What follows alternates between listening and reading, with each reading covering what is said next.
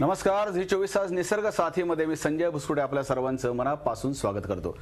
प्रदूषणमुक्त दिवाळी साजरी करण्याचा संकल्प आजच करा, कारण डोळ्यांना सुखावणाऱ्या लाइटिंगच्या खरेदीचा बेत असेल तर तो मात्र रद्द करा। या नेत्रदीपक रोषणाईनं आपल्या हातून प्रकाशाचं प्रदूषण होतं आणि त्याचा थेट परिणाम आपल्या शरीरावर होतो। कालांतरानं साध्या डोळ्यांनी दिसणाऱ्या चांदण्या दिसेनाशा होतील, त्याला कारणही आपणच ठरणार ही मात्र खेदाची बाब। वायू, ध्वनी, जलप्रदूषण हे सतत कानावर पडणारे शब्द, पण आता एका नव्या प्रदूषणालाही आपल्याला सामोरं जावं लागणार आहे आणि ते आहे प्रकाश प्रदूषण। कसं होतंय प्रकाश प्रदूषण, याचे दुष्परिणाम काय? दसरा दिवाळीसाठी घर आणि बिल्डिंग बाहेर केली जाणारी रोषणाई डोळ्यांना सुखावणारी वाटते। हायमॉस लाईटच्या प्रकाशात सगळं उजळून निघतं, पण याचा प्रकाश थेट आकाशात जातो। वायू प्रदूषणामुळे हवेत असलेले गॅसेस आणि आकाशातल्या ढगांवर हे प्रकाश कण प्रकाश पाडतात, त्यामुळे शहरी भागातलं आकाश आता पिवळसर दिसतं। या प्रदूषणाची व्याप्ती इतकी आहे की भारतातल्या 60% भागात साध्या डोळ्यांनी पाहता येणारी देवयानी आकाशगंगा सुद्धा आता दिसत नाहीये। प्रकाश प्रदूषणाचा परिणाम मानवी जीवनावरही होतोच आहे। डोळ्यांचे विकार मोठ्या प्रमाणात होताना दिसत आहेत। कीटकांवरही या प्रदूषणाचा म्हणजेच प्रकाश प्रदूषणाचा परिणाम व्यापक प्रमाणात होतोय। कीटकांच्या बऱ्याचशा प्रजाती नष्ट होत आहेत। जर हे प्रकाश प्रदूषण असंच वाढत राहिलं तर पुढच्या पिढीला साध्या डोळ्यांनी काय, दुर्बिणीनेही आकाशातले तारतारका पाहता येणार नाहीत। तेव्हा येत्या दिवाळीत आसमंत उजळावा असं वाटत असेल तर आत्ताच एक संकल्प करा, पारंपरिक दिव्यांनी या दिवाळीत आसमंत उजळू आणि दिवाळी प्रदूषण मुक्त। ते नवीनच आहे, सातत्याने एवढ्या प्रमाणात तो मांडला गेलेला नाहीये। तुम्ही आकाश रात्रीच्या वेळेला आकाश सगळेजण बघतो, आकाश बघत असताना तुम्हाला जाणवत नाही। कालांतराने हळूहळू आपल्याला असं वाटतं की आकाशात जे रात्री तारे दिसत आहेत आपल्याला, त्याची संख्या कमी कमी होत चाललेली आहे। तर तारे कुठे चालले का? तारे कुठेही चालले नाही, तारे तिथेच आहेत। तुमच्या आकाशामध्ये प्रकाशाचं प्रमाण जे आहे, आपल्या इकडनं गेलेल्या प्रकाशाचं प्रमाण हे वाढत चाललेलं आहे। मानवाने ज्या आसपास आपण लाइटिंग करतो, रात्री आपण दिवे लावतो, स्ट्रीट लाईट लावतो, ह्याचा जो प्रकाश आकाशाकडे जातो आणि मग तो परावर्तित होऊन परत तुम्हाला दिसायला लागतो।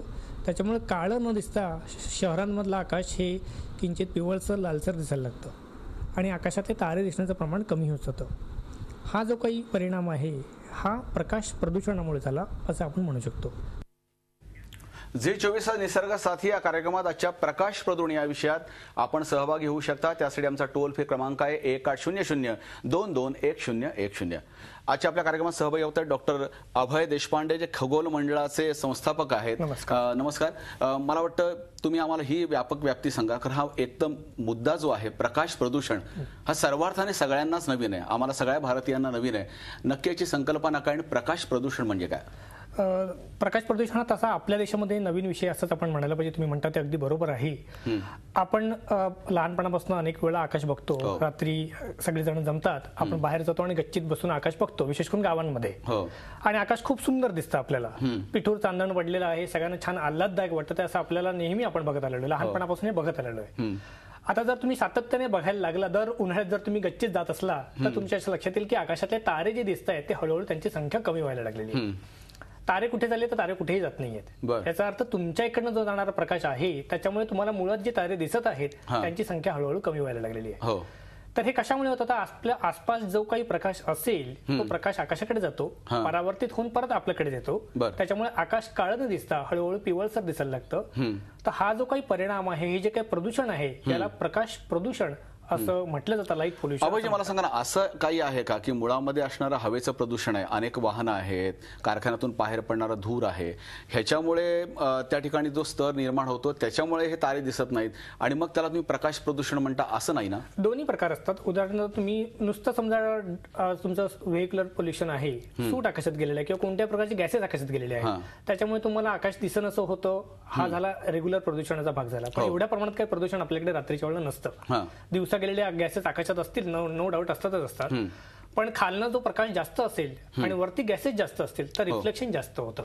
त्यामुळे हे दोन्ही पूरक आहे एकमेकांना। तुम्ही समजा असं म्हटलं की प्रकाश खूप जास्त आहे तरी पिवळसर दिसणार आहे, प्रकाश प्रदूषण पण आहे, ऍट द सेम टाइम सर्वसामान्य प्रदूषण पण आहे. तर प्रकाश प्रदूषणाची व्याप्ती जास्त असणार आहे हे पण आपण लक्षात ठेवलं पण प्रकाश प्रदूषण म्हणजे समजा आता आमच्या संपूर्ण शहरामध्ये, आपल्या मुंबई शहरामध्ये प्रचंड मोठ्या संख्येने लाईट्स असतात, दिवाळीत मोठ्या प्रमाणात रोषणाई केली जाते.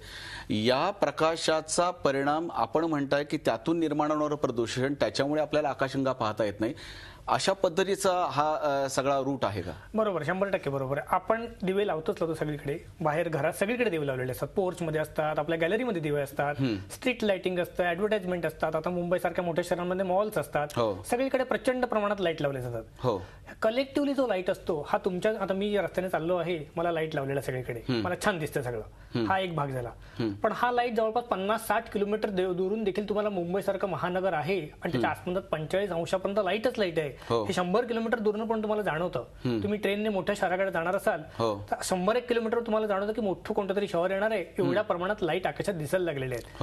हे जे आहे हे प्रकाश प्रदूषण आहे. आता जर तुम्ही स्ट्रीटचं लाइटिंग हे कमी ठेवलं तर किती तुमचं हे आकाशातलं जे प्रकाश आहे हा तेवढ्या प्रमाणात तुम्हाला कमी असणार आहे. त्याच्यामुळे प्रकाश प्रदूषण हा विषय, ही संकल्पना आणि ही गोष्ट ही 100% मानव निर्मित आहे. आपण जास्त दिवे लावतो, त्याच्यामुळे आकाशामधले दिवे हे आपल्यालाच नाही तर दूर दूरच्या 100 किलोमीटरच्या परिसरातल्या सगळ्या लोकांना दिसत असतात आणि त्यांना देखील आकाश तेवढं खराब दिसतं. बरी संकल्पना, ज्याविषयी आपण अभ्यासक आहात, मुळात खगोलशास्त्राचे आपण अभ्यासक आहात, प्रकाश प्रदूषण हा विषय गेल्या अनेक वर्षापासून आपण म्हणताय.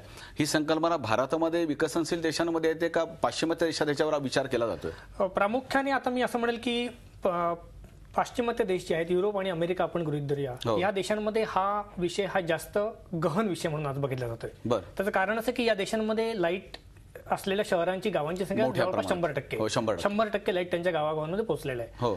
त्याच्यामुळे त्यांच्याकडे प्रकाश, मोठ्या शहरांमध्ये प्रकाश एवढा जास्त असतो की तिथून आकाश दिसतच नाही. बरोबर. त्याच्यामुळे आकाश दिसत नाही म्हणजे अवघे 10-15 तारे दिसत असेल एवढी खराब स्थिती त्यांच्या शहरांमधली आहे. भारत हा त्या मानाने विकसनशील देश होता असंच म्हणूया. आता आपल्याकडे पण जवळपास 80% लाईट पोहोचलेलंच आहे. पण 2011 जर सेन्सस पकडलं, 55% आपलं इलेक्ट्रिफिकेशन आपल्या हाऊस होल्डचं झालं होतं. 60% आज आपण म्हणूया तर 60% घरांमध्ये लाईट पोहोचलेली आहे. त्याच्यामुळे त्या मानाने आपल्याकडची स्थिती तेवढी वाईट नाही. मुंबई सारख्या शहरांमधून अक्षरशः मी रात्री आकाश बघायला गेलो तर बोटावरती मोजता येतील एवढे तारे आपल्याला मुंबईत नाही दिसतात. पण 100-200 किलोमीटर जर बाहेर गेलात साधारण 500-600 ते 1000 तारे तुम्हाला दिसू शकतात. प्रत्यक्ष तुम्हाला 6000 तारे किंवा जास्त तारे हे दिसले पाहिजे. त्याच्यामुळे आपण 1/5 तारे फक्त बघतोय, उरले सुरले तारे आपण बघतच नाही. साधारण या प्रदूषणाची स्थिती कधी बदलली? 10 वर्षाचा आढावा घेतला, 10 वर्षापूर्वी स्थिती कशी होती आणि आता कशी? जी मग आपण चर्चेमध्ये पण होतो की वांगणीला आपण पूर्वी आकाश दर्शन करत होतात, जिथे आपण म्हणतो आता ते शक्य होत नाही. गेल्या माझा असा निरीक्षणात्मक अनुभव असा आहे की 2010च्या नंतर स्थिती खूप प्रमाणात खराब होत चाललेली आहे. त्याचं कारण असं असेल की मुंबईपासून दूर राहायला जाणाऱ्या रहिवाशांची संख्या वाढत चाललेली आहे. बऱ्याच प्रमाणात लोक मुंबईच्या उपनगरांमध्ये, बदलापूर, वांगणीपर्यंत लोक राहायला म्हणून, रेसिडेन्शियल म्हणून राहायला लागलेले आहेत. त्याच्यामुळे तिथल्या लाईटची स्थिती जी ती देखील वाढत चाललेली आहे. 2002-3 पर्यंत सांगतो मी तुम्हाला, वांगणीसारख्या गावामध्ये जिथून आम्ही आकाशदर्शन खगोल मंडळ गेली 30 वर्ष आम्ही तिकडून आकाश दाखवतो लोकांना. मी स्वतः 1990 पासून दर महिन्याला 1-2दा जाऊन आकाश बघतो. तर अक्षरशः तुम्ही वांगणीच्या स्टेशन पासून थोडं पुढे गेलात, वरती बघितले की सगळीकडे तारेच तारे असतील, पडलेला असतो ताऱ्यांचा. आपली जी दीर्घिकेचा पट्टा, ज्याला मिल्की वे आपण म्हणतो, तो असा ढगांसारखा पसरलेला दिसतो. देव आणि दीर्घिका मगाशीचा मी उल्लेख केला. देव आणि दीर्घिका ही एक छोटीसा गॅलेक्सी आहे जी आपल्यापासून खूप अंतरावरती आहे. ती नुसत्या डोळ्यांनी दिसते, बाहेर बसला तुम्हाला ही देव आणि दीर्घिका आहे असं आपण दाखवू शकतो. ही स्थिती 2002-2003 पर्यंत वांगणी, नेरळ या परिसरात होती. आता मात्र त्या ठिकाणून दीर्घिकांचा पट्टा दिसत नाही, देव आणि दीर्घिका पण जवळजवळ नाहीच दिसत. त्याच्यामुळे वांगणी गावामधून आता आकाश हे अतिशय खराब झालेलं आहे. त्याच्या पुढे नेरळ, कर्जत पर्यंत आकाश बऱ्यापैकी खराबच असं म्हणायला पाहिजे. म्हणजे गेल्या 10 वर्षामध्ये किती मोठ्या प्रमाणात प्रकाश प्रदूषणाचा प्रश्न निर्माण झालाय आपण ऐकतोय. अभय देशपांडे यांच्याकडून. मदन आपल्या बरोबर आहेत औरंगाबादवरून. मदन, आपला प्रश्न विचारा.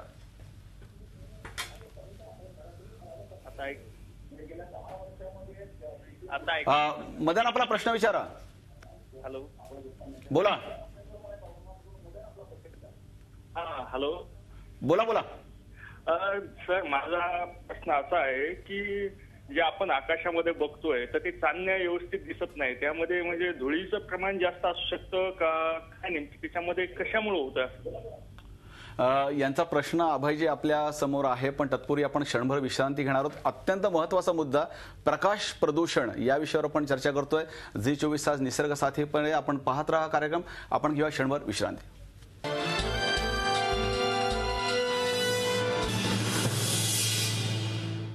जे 24 तास निसर्ग साधीमध्ये पुन्हा एकदा आपल्या सर्वांचं मनापासून स्वागत. अत्यंत महत्वाचा विषय जो पुढच्या भविष्यासाठी आपल्याला नक्कीच लक्षात येईल की प्रकाशाचं प्रदूषण. आपल्याला मदननी प्रश्न विचारला तर औरंगाबादवरून त्याचं आपण उत्तर द्या. मगाच्या याच्यामध्ये आपण बघितलं होतं प्रकाशाचं जे प्रदूषण आहे ते अर्थात जमिनीवरचा प्रकाश हा एक भाग झाला. त्याचबरोबर आकाशामध्ये किती प्रमाणात धुळी कण किंवा प्रदूषणाचे जे काही प्रदूषण निर्मित कण असतील हे आहे ह्याच्यावरती देखील ते तेवढंच अवलंबून आहे. त्याच्यामुळे धुळीचं प्रमाण जास्त असेल तर देखील रिफ्लेक्शन अर्थात जास्त असणार आहे, किंवा मी म्हटलं सूटचं प्रमाण जास्त असेल किंवा ढगांचं प्रमाण जरी जास्त असेल पावसाळ्यामध्ये तरी देखील तुम्हाला जे रिफ्लेक्शन्स आहे ते जास्त असणार आहे. धुळीच्या भागांमध्ये धूळ किंवा ढग जे आहेत त्याच्यावरती आपलं कोणता कंट्रोल नसणार. खरी गोष्ट. पण त्यामुळे इतर जे व्हेहिक्युलर पोल्युशन जे आहे किंवा इंडस्ट्रियल पोल्युशन जे ते मात्र पूर्णपणे आपल्या. डॉक्टर अभय आपल्याबरोबर कल्याणकर आहेत नांदेडवरून. विचारा प्रश्न कल्याणकर.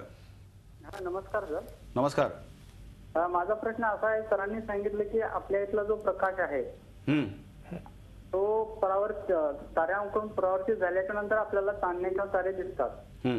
पण सरांना माझं असं विचारायचं, तारे तर स्वयंप्रकाशित आहेत तर प्रकाश प्रदूषणाचं दुसरं काही कारण आहेत का ते मला जाणून घ्यायचं होतं. हा दोन मुद्दे त्याच्यामध्ये. तारे जे आपल्याला दिसत आहेत तारे स्वयंप्रकाशी म्हणून आपण त्यांना बघू शकतो, हा वेगळा मुद्दा झालेला आहे.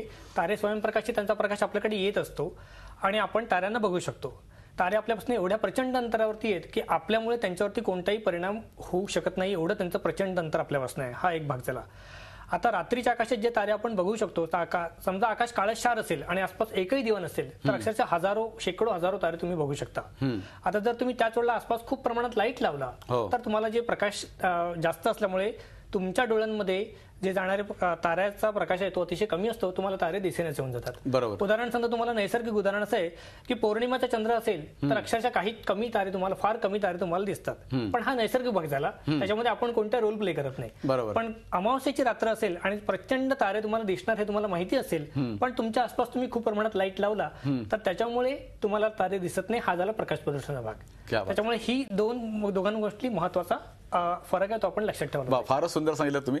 मला एक प्रश्न असा पडला की मुळात ह्या प्रकाश प्रदूषणाचा प्रश्न मानवी साखळीवर, कीटकांवर, मानवाच्या शरीरावर काय होतो का?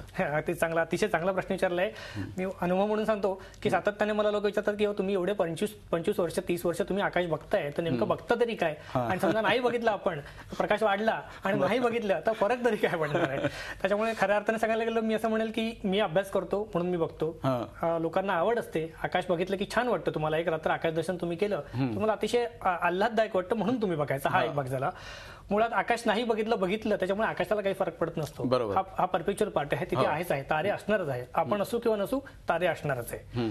ऍट द सेम टाइम तुम्ही अशी कल्पना करा की 2050 नंतर आपले जे मुलं किंवा त्याच्यानंतर जी पिढी असेल त्यांना आपण केलेल्या प्रकाश प्रदूषणाच्यामुळे एवढा प्रकाश असेल की त्यांना आकाश दिसणारच नाही. ही स्थिती जर तुम्ही बघितली तर तुमच्या लक्षात येईल की खरोखर अतिशय वाईट परिस्थिती असणार आहे. हा एक भाग झाला. मानवांवरती आणि कीटकांवरती काय परिणाम होतो, दोन्ही वेगळे प्रश्न, दोघांना मी वेगळं उत्तर देतो. पहिलं कीटकांचा विचार करूया आपण. कीटक किंवा पक्षी प्राणी जे असतात त्यांच्यावरती, निशाचर पक्षी किंवा कीटक जे असतात यांच्यावरती अर्थातच खूप वाईट परिणाम होतो. रात्रीच्या वेळेला आकाशामध्ये दिवे असले आसपास की त्यांचं दिशाभूल होते, ते प्रकाशाकडे जातात आणि अननॅचरल नवीन प्रेडेटर सायकल तिकडे सुरू होते. त्याच्यामुळे कीटकांची संख्या जी आहे ती खूपच प्रमाणात अफेक्ट होऊ शकते. अतिशय उत्तम उदाहरण तुम्हाला देतो की जे समुद्री कासव असतात, सी टर्टल जे आपण म्हणतो, तर त्यांची प्रजननाची एक विशिष्ट सायकल आहे. आपल्याकडे ओरिसामध्ये सीशोरवरती ते अंडी घालतात आणि त्याच्यानंतर अंड्यातनं ती पिल्लं बाहेर येतात आणि आकाश किंवा पौर्णिम चंद्र यांच्याकडे बघून समुद्राकडे जातात. ही त्यांची नैसर्गिक जीवनशैली आहे. गेल्या काही वर्षांत कितीतरी वेळेला स्ट्रीट लाईटकडे आकर्षित होतात आणि उलट्या दिशेने प्रवास करतात आणि समुद्राकडे न जाता कधी कधी ती उलटी रस्त्याकडे जायला लागतात आणि त्यांची त्या ठिकाणी नाश होतो, ते मरून जातात. तर ही जी आहे हा डायरेक्ट इफेक्ट मानला जातो. आता ही कासव ही एक प्रजाती आहे, घुबड आहेत किंवा अनेक कीटक आहेत, यांची जी नॉक्टर्नल सायकल आहे ही बऱ्यापैकी बदलत चालली, बिघडू शकते, हे बऱ्यापैकी सिद्ध झालेलं आहे. डॉक्टर आपल्याबरोबर डॉक्टर सोलोकांत आहेत नागपूरवरून. बोला, आपला प्रश्न विचारा डॉक्टर साहेब. नमस्कार, मी डॉक्टर बापू सेलोगर. बोला. मला विचारायचं, ह्या ज्या प्रकाशाचं जे आहे ते आपल्या शरीरावरती आणि डोळ्यावरती काय परिणाम होतो याचा, आरोग्यावरती खास करून. मी अजून असं ऐकलं होतं की आपले जे फ्लोरोसंट लाईट आहेत की त्यांचा आपल्या शरीरावरती परिणाम होऊन स्त्रियांसाठी खूप घातक असते, कॅन्सर होते म्हणून. डॉक्टर सोलोकर, आपला प्रश्नाचं उत्तर आपण क्षणभर विश्रांतीनंतर देणार आहोत. आपण पाहत राहा झी 24 तास निसर्ग साथी प्रकाश प्रदूषण.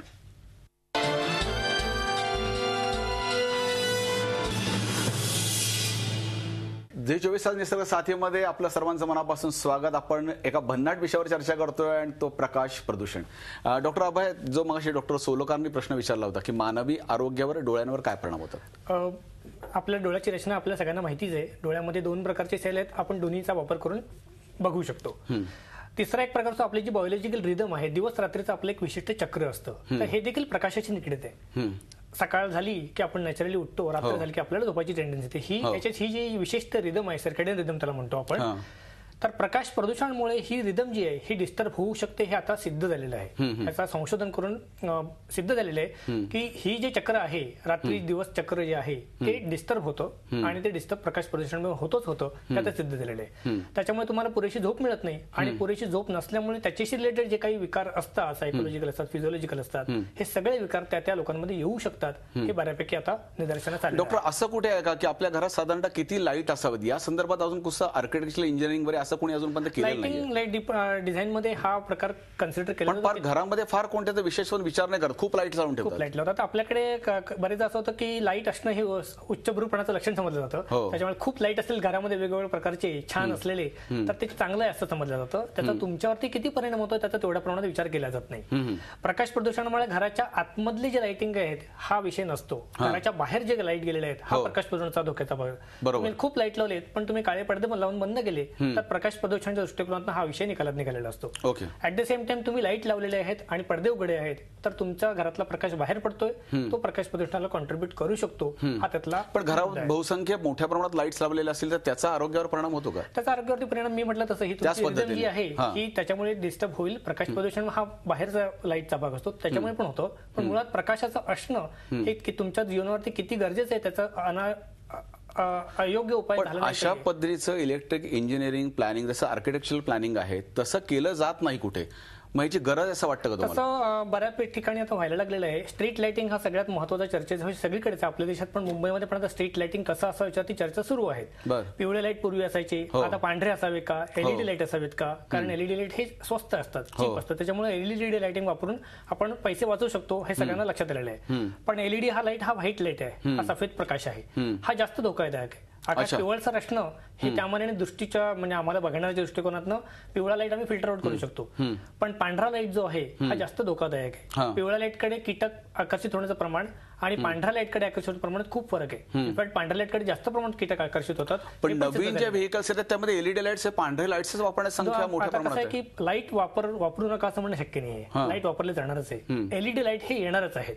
पण संशोधन करून जास्तीत जास्त एलईडी लाईट हे जमिनीकडे किंवा उपयुक्त प्रकाश देतील आणि अनुपयोगी प्रकाश जो वरच्या साईडला जाणार असतो आकाशाकडे हा कसा मिनिमाइज केला. समाजाचे विश्वस्त म्हणून शासनाने या प्रश्नाकडे काय पद्धतीने पाहिलं पाहिजे याकरता आपण काय मार्गदर्शन कराल? शासनाच्या दृष्टिकोनातून बरंच सांगतो की स्ट्रीट लाइटिंग हा विषय जो आहे त्याच्यामध्ये आपण ज्याला लाईट लावतो त्यातला किती लाईट हा जमिनीकडे आणि किती लाईट हा आकाशाकडे जातो ह्याचा विचार सगळ्यात पहिले झाला पाहिजे. 60 ते 70% इनफॅक्ट त्याच्यापेक्षा जास्त प्रकाश हा जमिनीकडे गेला पाहिजे आणि कमी प्रकाश आकाशाकडे गेला पाहिजे.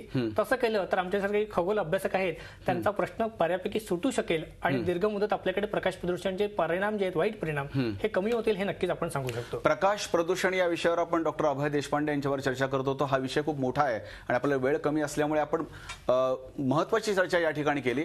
आपण निसर्ग साथी या कार्यक्रमामध्ये सहभागी होऊ शकता. त्याकरता आपण जर निसर्ग आणि पर्यावरण या क्षेत्रामध्ये उल्लेखनीय काम करत असाल तर nisarsathy@gmail.com या ईमेलवर आपण आपली माहिती पाठवू शकता. जेणेकरून ही माहिती या व्यासपीठाच्या माध्यमातून जनतेपर्यंत केली तर एक जनतेचा निसर्ग आणि पर्यावरण संवर्धनाचा प्रेरणास्त्रोत म्हणून निसर्ग साथी जो झी 24 तासवरनं अतिशय सर्वांना लोकप्रिय असा कार्यक्रम आहे तो तुमच्यापर्यंत पोहोचवण्यामध्ये आम्ही जास्त यशस्वी होऊ. पुढच्या वाटचालीसाठी मनपूर्वक शुभेच्छा. डॉक्टर साहेब आपण या ठिकाणी आलात आणि आम्हाला अतिशय मौलिक माहिती दिली त्याबद्दल मनापासून आभार. आणि पाहत राहा झी 24 तास निसर्ग साथी दर शनिवारी दुपारी 12:30 वाजता एका वेगळ्या माहितीसह. तोपर्यंत आपल्याला पुन्हा एकदा मनपूर्वक शुभेच्छा.